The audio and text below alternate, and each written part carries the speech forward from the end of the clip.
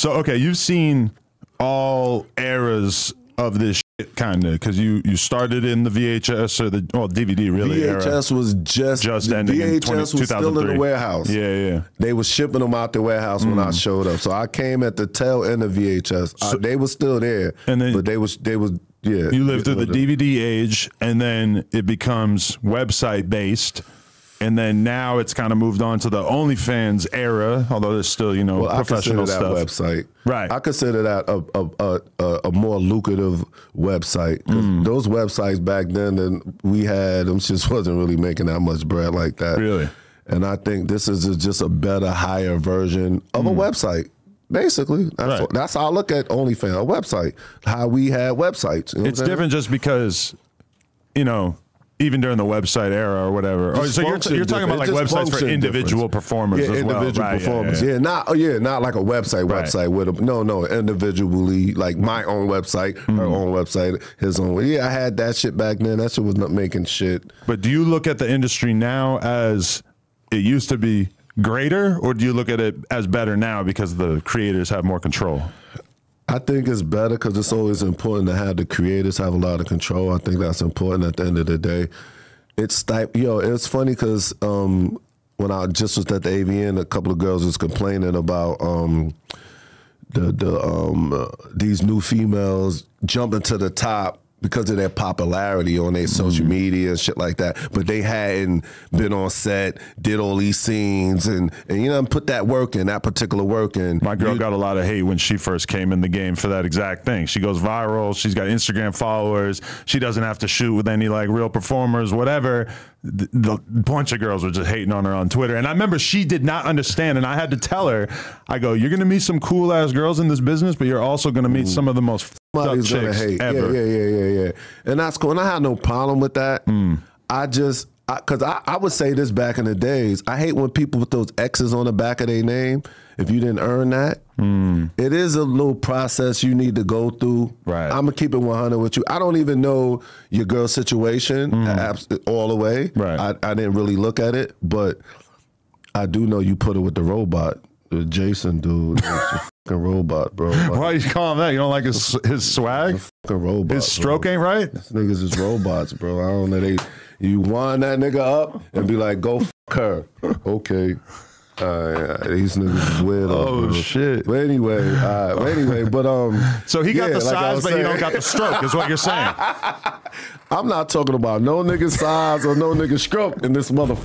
You're not going to coach me into it either. You ain't going to bait me into it. No.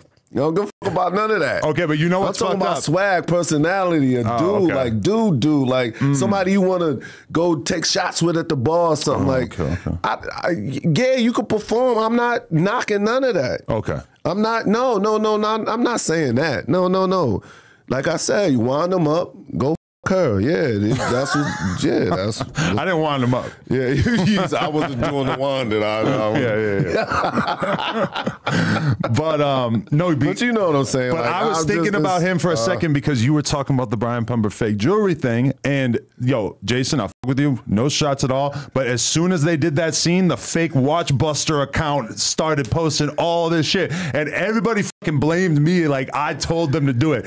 I never had jewelry in my life, so I'm not the person to judge whose shit is real. But the fake Watchbuster went crazy on my boy. Get the diamond tester and sit it right here on the boss, bro. I'm telling you, you might. Yeah, it might lessen your interviews. Niggas but ain't going to show up. Okay. Like, I ain't going there. Once I saw the fake Watchbuster review of it, I was kind of like, oh, the jewelry that he was rocking was so expensive, like the real version of it, that it would be kind of unrealistic for the average male performer. And I believe that he's probably like near the top of the male performer earnings. Sure he's not, that's why I don't get it. But it's still not going to be. You're not get something cooler. Just we ain't saying you got to get an AP or nothing crazy, but start somewhere for real. Like, why would you even waste your time with that bullshit? And it looks disgusting. You sitting there looking at that shit like you sitting there thinking that shit cool. You don't know how silly you fucking look? Bro, like, it's been times where I was down and I couldn't get it. I don't wear nothing. Like you said, I just won't wear nothing. But he probably never had anybody ever say shit because in the porn world, this is not really like a topic of conversation, unlike the rap world where everybody be talking about people having fake jewelry and shit all the fucking time, you know? So he never had to deal with it until he got like the viral fame that came with doing this shit with us. Again, Jason, I'm sorry for bringing this up. As a man, bro, it's just, as a man, fuck what everybody else talking about on the watch busters and all that. Like, you made the decision to put that bullshit on. Like, it's something clicking in your head to allow you to want to do that. Like, and plus, and it don't make sense because we're making money. It's just, that's weirdo shit to me. And you're not a rapper. Right. So it don't matter. Nobody give a fuck about your jewelry. You butt naked, motherfucker, doing porno. Nobody give a fuck about your jewelry.